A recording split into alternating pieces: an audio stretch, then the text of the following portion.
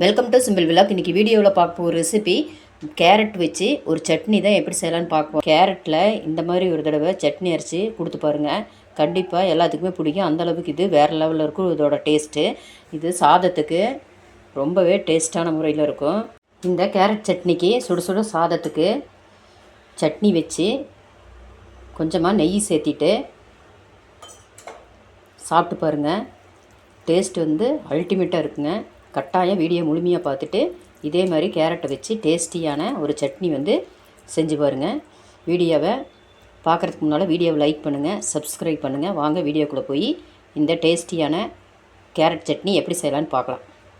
Carrot சட்னிக்கு 3 carrot எடுத்து கழுவிட்டு பொடி பொடியாக கட் பண்ணி எடுத்து வச்சுக்கலாம். நீங்கள் எந்த அளவுக்கு கேரட் எடுக்கிறீங்களோ அந்தளவுக்கு மற்ற பொருளெல்லாம் இதுக்கு கூட்டவோ குறைக்கவோ செஞ்சுக்கங்க. இப்போ இது ஒரு ஓரமாக இருக்கட்டும். அடுப்பில் ஒரு கடாய் வச்சுக்கலாம். இப்போது ஒரு 2 டேபிள் ஸ்பூன் அளவுக்கு எண்ணெய் சேர்த்திக்கலாம். எண்ணெய் காஞ்சிருச்சு. இப்போ இதில் 1 டேபிள் ஸ்பூன் அளவுக்கு கடலைப்பருப்பு எடுத்துருக்கிறேன், இதையும் சேர்த்திக்கலாம். 1 டேபிள் ஸ்பூன் அளவுக்கு உளுந்தம்பருப்பு எடுத்துருக்கிறேன், அதையும் இதோட சேர்த்திக்கலாம்.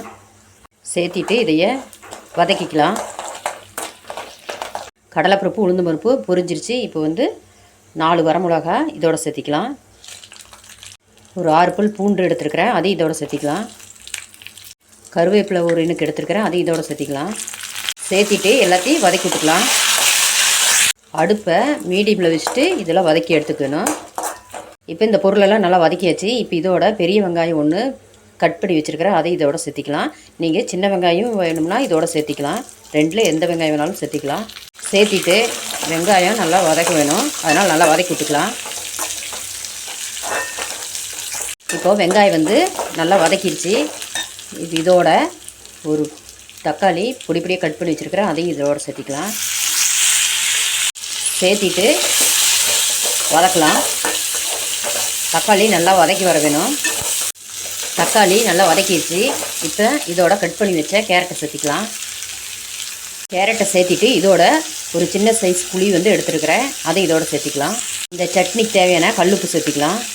சேர்த்திட்டு எல்லாம் ஒன்றா மிக்ஸ் பண்ணி விடலாம். நல்லா மிக்ஸ் பண்ணிவிட்டு நல்லா இந்த கேரட் வந்து நல்லா வேக வைக்க வேணும். நல்லா வதக்கி வேகட்டும். வாங்க கேரட் வதக்கிடுச்சான்னு பார்க்கலாம். கேரட்டு நல்லா வதக்கி வந்துருச்சு. நீங்கள் அப்பப்போ கிளறி விட்டுக்க வேணும், இல்லைன்னா அடி பிடிச்சிரும். குறைவான தீயை வச்சு நீங்கள் இதை வந்து கேரட்டை வந்து வதக்கி எடுத்துக்கோங்க. இப்போ நல்லா வதக்கியாச்சு. இப்போ ஸ்டவ்வை ஆஃப் பண்ணிவிட்டு ஆற வச்சுக்கலாம். இப்போது நல்லா ஆறிடுச்சு. இதை வந்து மிக்ஸி ஜாரில் சேர்த்திக்கலாம். மிக்ஸி ஜாரில் சேர்த்தியாச்சு. தண்ணி சேர்க்காமல் அரைச்சிட்டு வந்துடலாம். முதல்ல தண்ணி சேர்க்காமல் கொஞ்சம் அரைச்சிட்டு இதில் வந்து கொஞ்சமாக தண்ணி வந்து சேர்த்தி அரைச்சிட்டு வந்துடலாம். அதிகமாக சேர்க்கக்கூடாது. இந்தளவுக்கு சேர்த்துனா போதும். கொஞ்சமாக சேர்த்தி இப்போ அரைச்சிட்டு வந்துடலாம். இப்போது அரைச்சாச்சு. இந்த மாதிரி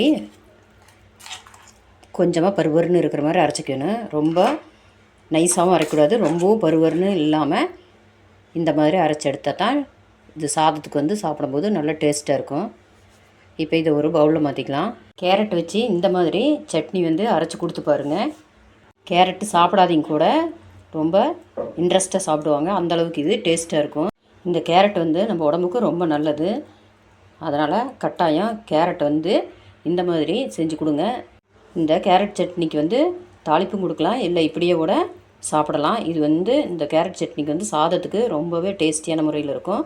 நெய், தேங்காய், நல்லெண்ணெய் எது ஊற்றி சாப்பிட்டிங்கனாலும் இந்த கேரட் சட்னி வந்து சாதத்துக்கு அல்டிமேட்டாக இருக்கும். கட்டாயம் வீடியோ முழுமையாக பார்த்துட்டு இதே மாதிரி கேரட் வச்சு சட்னி வந்து செஞ்சு பாருங்கள்.